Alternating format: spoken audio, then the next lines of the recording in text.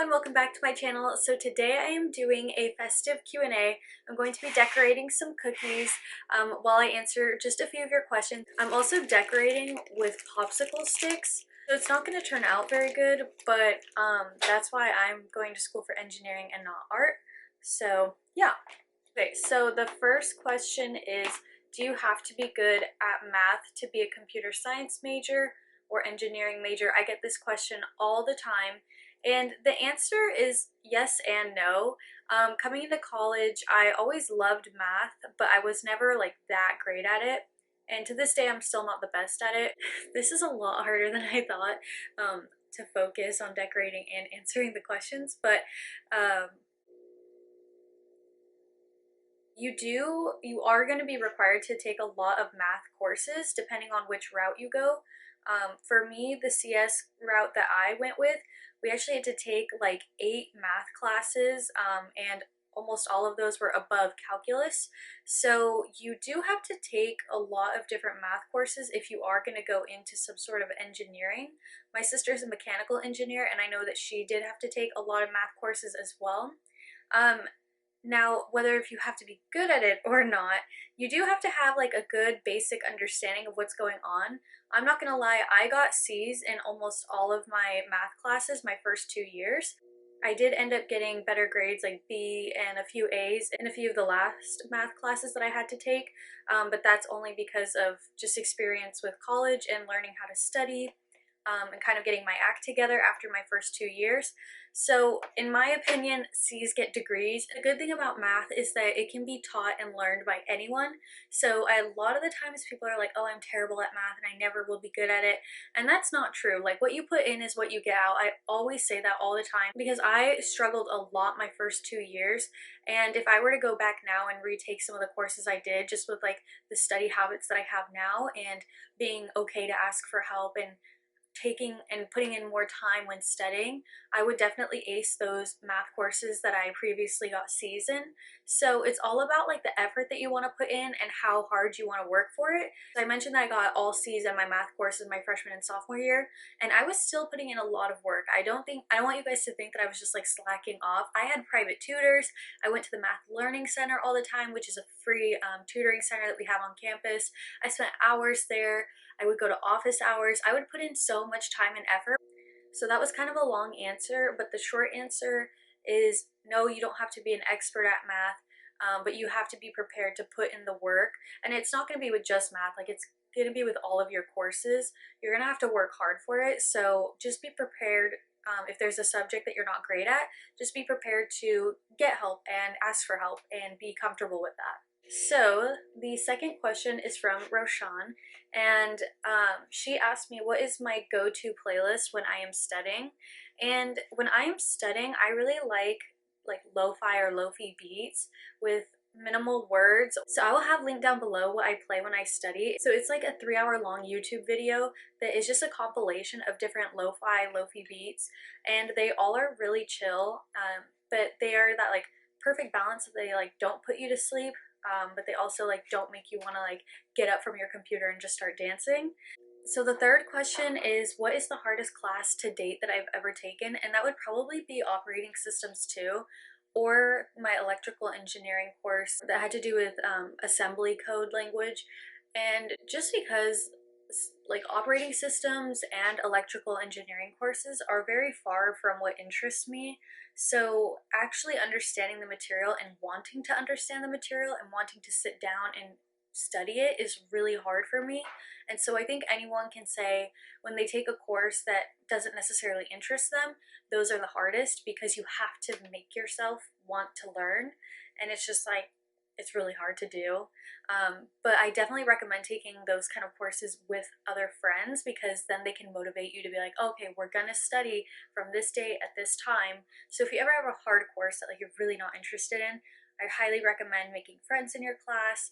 So the next question is, what are conferences and how do you go to them? How do you network at them, and what are they basically? So conferences, and this is a good question because I really didn't understand this until the end of my sophomore year. Conferences are big events that people will speak at. There will be different portions, and each conference is a little different, but I'm just speaking like generically from all the ones that I've been to. So there will be, you know, morning sessions, afternoon sessions of people speaking and sharing different knowledge, like maybe how to bring diversity into your workplace, or people talking about different strategies that they used for retention of their employees and things like that. So, a lot of times at conferences, there will be speakers, and then there are some conferences that have career fairs. Even if they are just really small career fairs, most conferences do have some sort of like networking area or career fair area, and that's different booths for different companies, and they have like 2 to 3 recruiters at each booth, kind of like at the table I'm just sitting at right now. Like they'll have a bunch of like stickers, pamphlets, and different things on their table, and they're just sitting there and they're just waiting for you to come up and talk to them. And so you just go up and you can hand them a resume, or a lot of times I just say like, oh hi, like can you tell me about your company? Like I see you guys do cloud computing, like what is that? Like what makes you guys better than all the other cloud computing companies on the market? And you just kind of like talk to them and get to know the recruiters at the table. And if you're seeking for a job and you give them your resume, you guys can exchange information and keep in touch. So that's kind of like how you can network and get a job from a career fair, or from a conference, a career fair at a conference. So that is what conferences are. And so typically at conferences there are student tickets, like general entry, and then like sometimes like VIP full package stuff. But generally for student tickets, they're under, like, I would say $200 depending on the conference. Some conferences can get very expensive, so it really differs between conferences. But a lot of the times you can find a scholarship online. You can find someone to sponsor you from your school or like from online. I know people on Instagram do like giveaways all the time.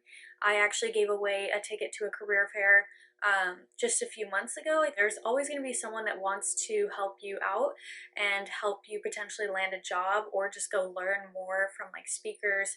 I really don't think that you should pay for your conference tickets, just because there's always money from your university, and you can offer to do like a presentation at the end of it. Sometimes even teachers will send you. So that's why it's important to like make connections and be a part of clubs. That way you can get these fees waived. Every conference that I've gone to has been a waived fee. Even the ones that I've gone to in the summer, the school has paid for it. So yeah, if you want another video talking a little bit more about that and my conferences experiences, just let me know. The next question I'm going to be answering is, how do you build confidence when learning a new subject? Which is a really good question.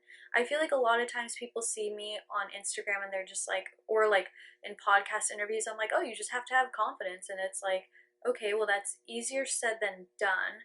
And my number one key for having confidence when learning is having a learning mindset and knowing that it's okay to not understand certain things.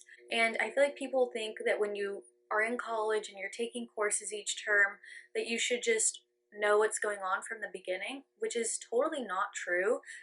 There's a reason you're in the class. It's to learn something new.